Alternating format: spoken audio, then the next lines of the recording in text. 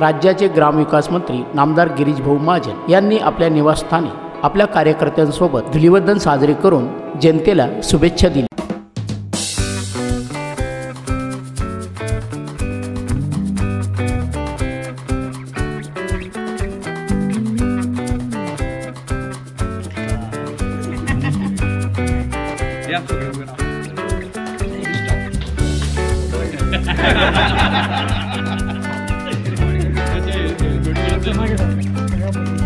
धुलीवंदनाच्या सगळ्यांना शुभेच्छा।